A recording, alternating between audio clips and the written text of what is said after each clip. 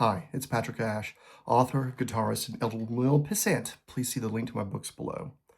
Why do people still confuse opinion and fact? We're going to talk about these two guitars, this one being a Yamaha Pacifica and this being an LTD SN1000, and a common issue on the internet and off the internet when you argue with people that don't understand the difference between subjective opinions and objective facts. And I'm not just talking about random people being jerks, because of course that's all over the internet, but people who are popular and successful, have touring bands, people you think would know better.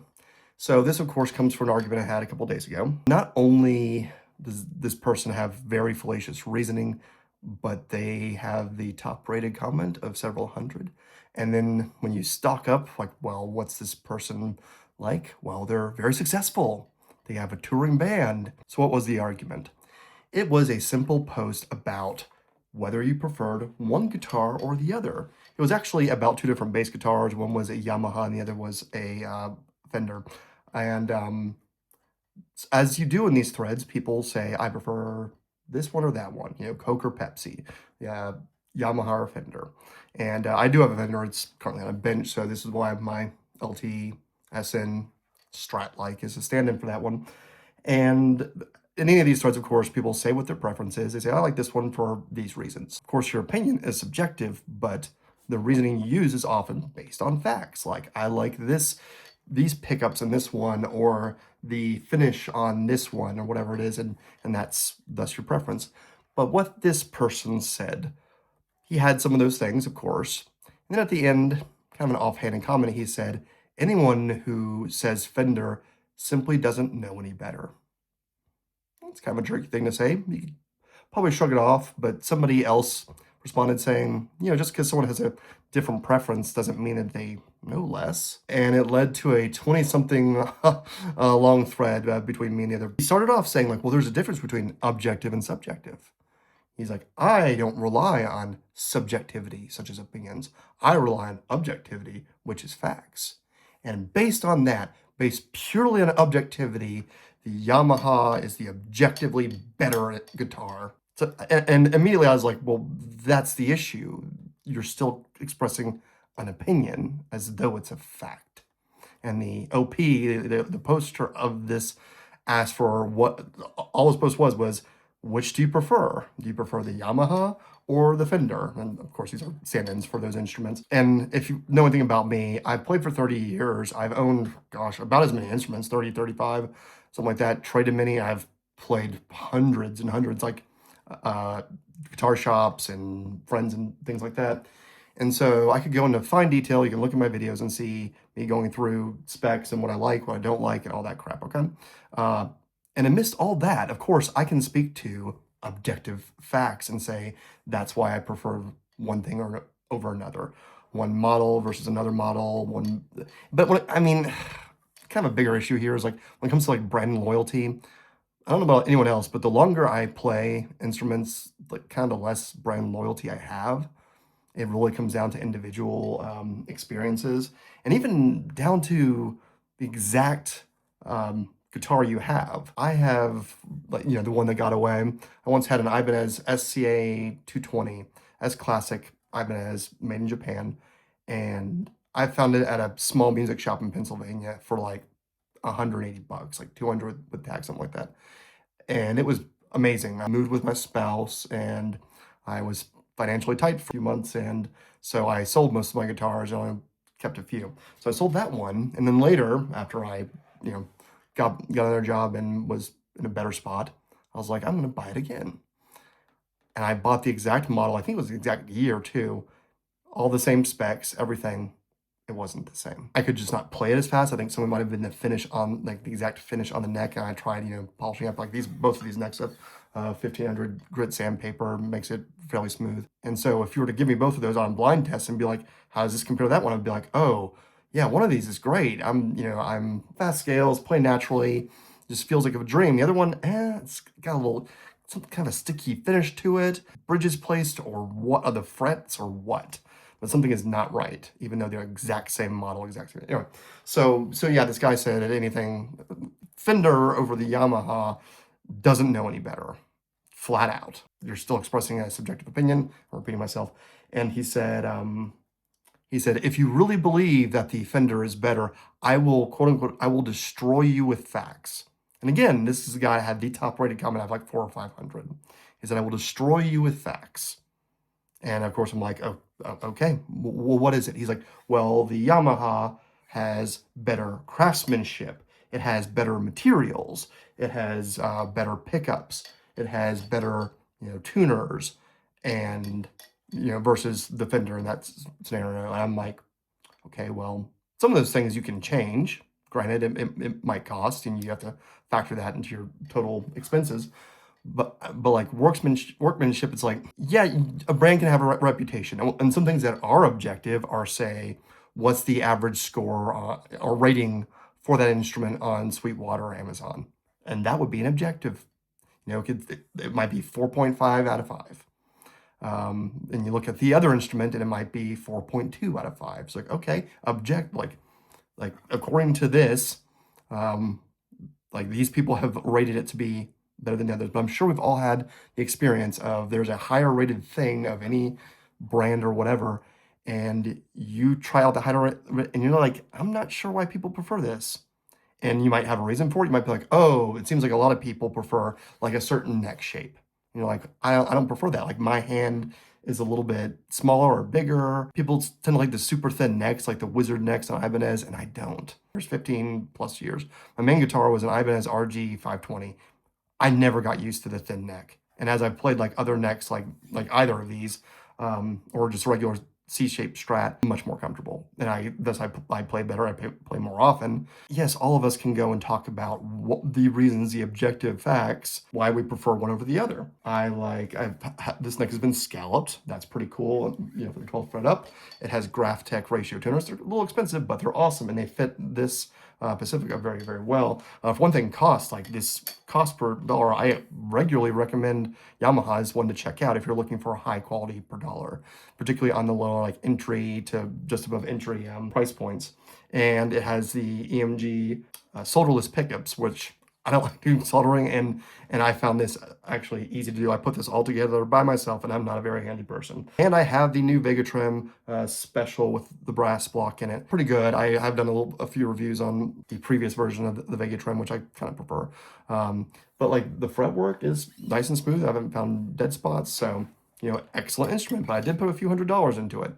On top of but it was still pretty cheap on the base price. It was like $250, $260, something like that. Standing in for the Strat is this LTD from ESP.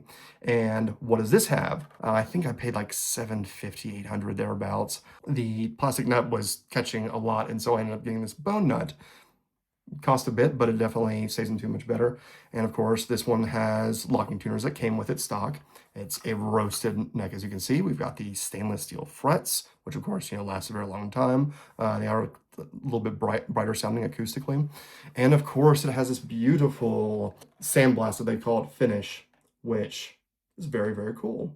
And it has these, if you can see, Seymour Duncan pickups, which I've usually not been crazy about. But these ones, this Pegasus and Sentient, I like the EQs. Like usually I find Seymour Duncans to be a touch muddy, and these ones are nice and clear, but they're not too they're not brittle or anything. And it also has the coil tap that you can get a single coil sound out of it. So it's a very, very handy guitar. But objectively, which is better? I can say which one I prefer playing more. Right now, I've been playing the Yamaha a bit more. So that means I prefer this one at the moment. Could change. Could change each day. A subjective statement. I don't know how people don't understand this. And again, this particular person not only had the highest rated comment, but I'm like, okay, who is he? He has got a successful band. I checked him out. He plays very well. And they're touring, they make good money. Apparently he is also independently wealthy. And so like he's intelligent and he's financially successful and he has a working playing band, and moonlights as somebody who, as this thread went on, just was insult after insult about, you're stupid. Well, he didn't say stupid. He's like, you obviously don't know what you're talking about. You're a Fender fanboy and you've spoken like a true ignoramus. And I was like, I'm simply, and I've told him, I was like, I have liked many Yamahas. Like, again, right now, I prefer this one over the LTD. Or if I had that strap back, I'm pretty sure I would still be playing this Yamaha more. I'm not a super brand loyalist. I think it's kind of intellectually stunted growth if you categorically believe one brand is always better than another brand. I mean, unless we're talking like, I don't know, First Act or Rogue or something like that, where you're expecting it to be very, very, very cheap and both the price and the quality. So I just don't understand why this is even up for debate and why people do this. And of course, it's not just in instruments, it's in politics and in life, and many debates where people say it's objectively true. And I think I've heard Gen Z kind of use it as a hyperbolic, like they'll say like it's objectively true that, fall is the best season or something like that, where it's like, okay, that's a matter of opinion. But in that context, they're saying it in kind of like a hyperbolic way, like, oh, it's best ever or some crap. And kind of like literally, like people have come in nomenclature for decades now have said literally to mean kind of like to an intense or extreme degree, but not as opposed to its original meaning of literally versus figuratively. Like if you say it's raining so hard outside, it's literally raining cats and dogs. A few decades ago, it was like, okay, that doesn't make sense because that would mean there were little cats and dogs falling from the sky. They just mean it's raining very hard. And they're using literally as a, again, hyperbolic. Apparently people are doing that with objective versus subjective. But again, I hear it more from younger generations. This guy was Gen X. I'm pretty sure he's in his 50s, arguing vociferously. And again, with like, again, I will destroy you with facts. You don't know anything about it. You're a newbie. And I put it back to him like, what if you said the Beatles are objectively better than the Rolling Stones?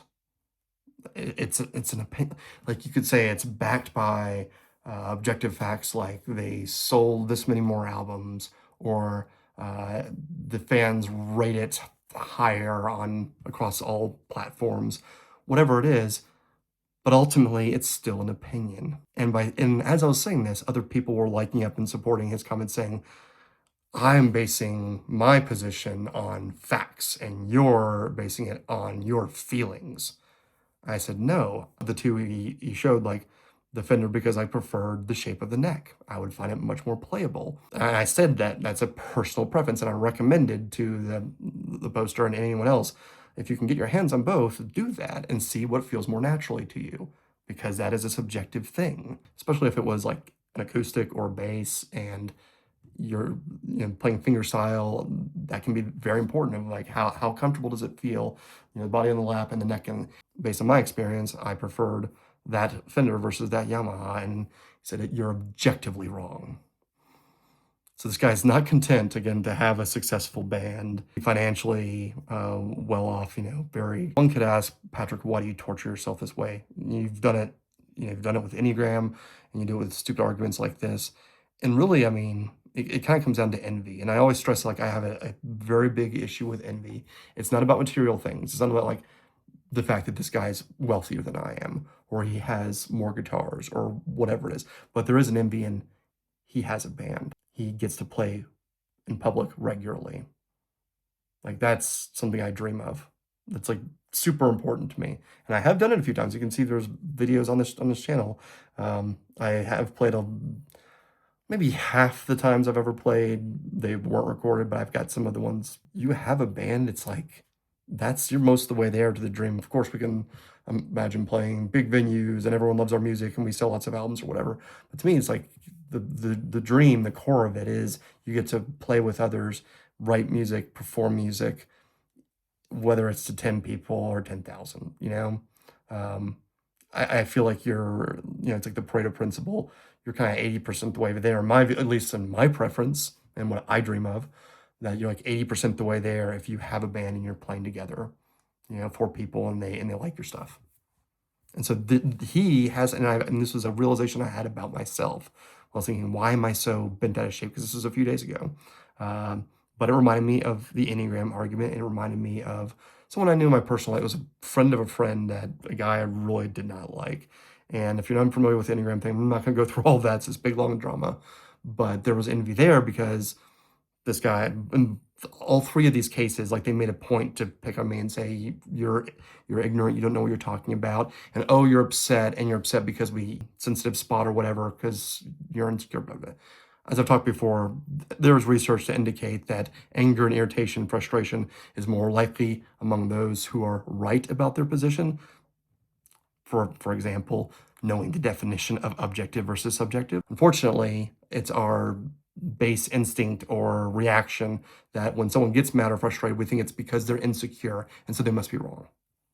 But that research indicated, like, even though that's the common response, the majority of the time, because they arranged a whole series of tests to show people's reactions, like when they were right about something, factually right about something, actual objective facts, the sum of 358 and 4,282, something like that. And so people would get things right, or what's the capital of North Carolina?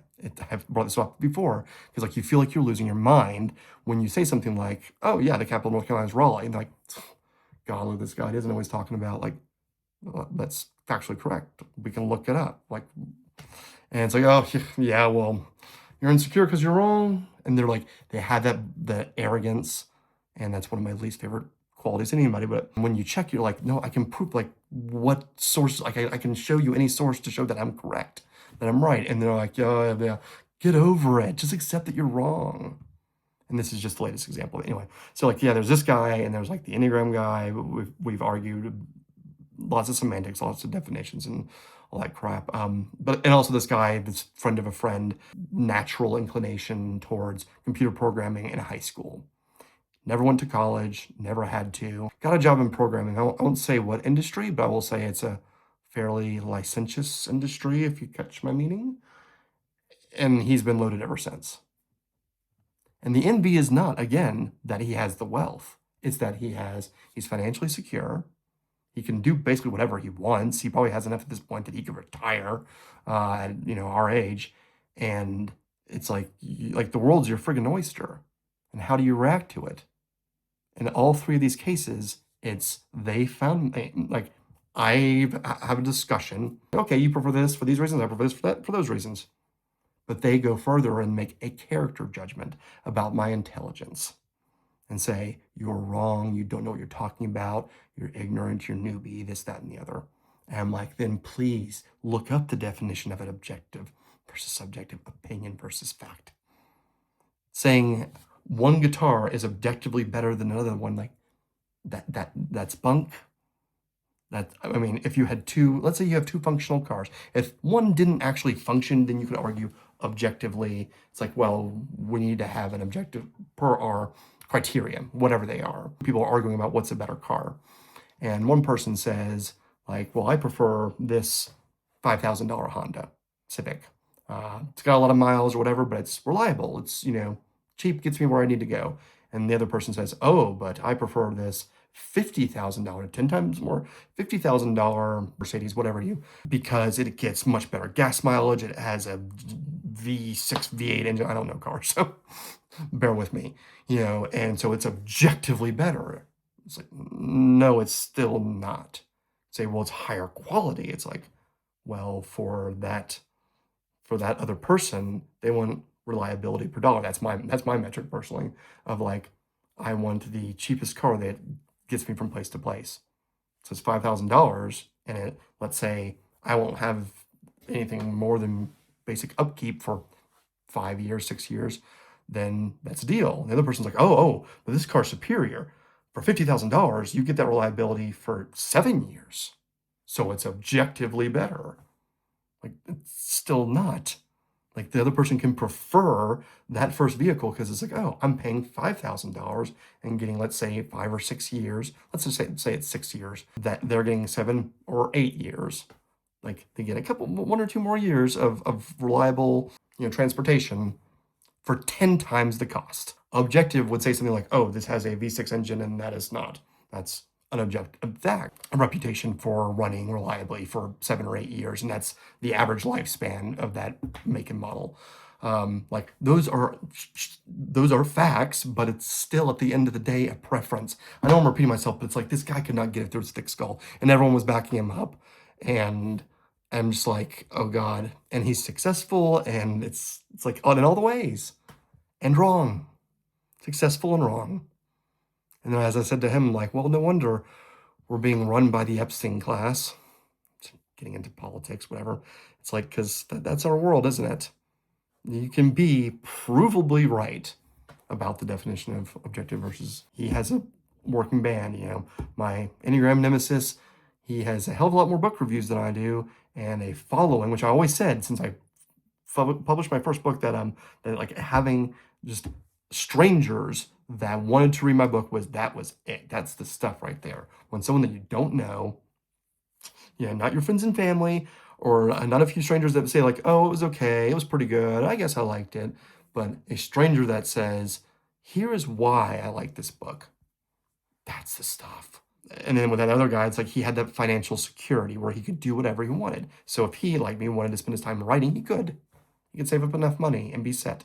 And wouldn't have to worry about what if I get a major health issue, or again, car breaks down or computer breaks down or whatever. Like, I don't have to worry about that because I've made enough money, because I just was born with that gift for coding. That other people try it and can't do as well as I can. And he's one of those people that were like got like a perfect score on the SAT and just just naturally very intelligent, and the attitude and the ego to go with it. I get to despairing in that, like, there are times in life where it's like I see that I could be more successful, like on books, if I just wrote genre fiction, or music if I just wrote pop songs. Like, my probability of success would probably be higher. Basically being a sellout. And I have had many people from childhood to present, family and friends, that have, like, I told people I was going to go to nonprofit management, they were like, the most responses were, but there's no money in that. I don't see the point of me being a salesman, and I looked into law. I clerked for a year, did not enjoy it. So I said I would rather work in a way where I knew there was some kind of an outcome that made a difference. And people were like, well, then you should accept that you're not going to make much money. But it was right before the 2008 financial crisis. There was still a floor, a shelter, but you'll have good benefits. It will be okay if you have health issues, or like that will all work out because you have a good retirement and good benefits.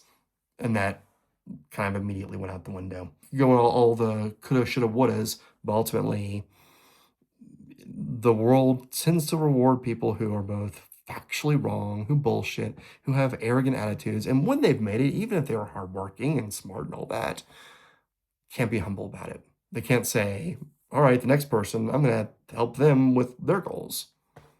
I'm instead go on the internet, and in all three of these cases, tell someone that they are wrong and they don't know what they're talking about. And I don't care if they're a little indie or they don't have a band and they're just trying to make conversation both loneliness. And like I've said before, shitposting communities are more wholesome than these interest communities. And this was in a guitar player community, as opposed to the Guitar Center shitposting, which is wholesome, where people will joke and seem to have half a heart, as opposed to none. All right, hope that's interesting. Bye.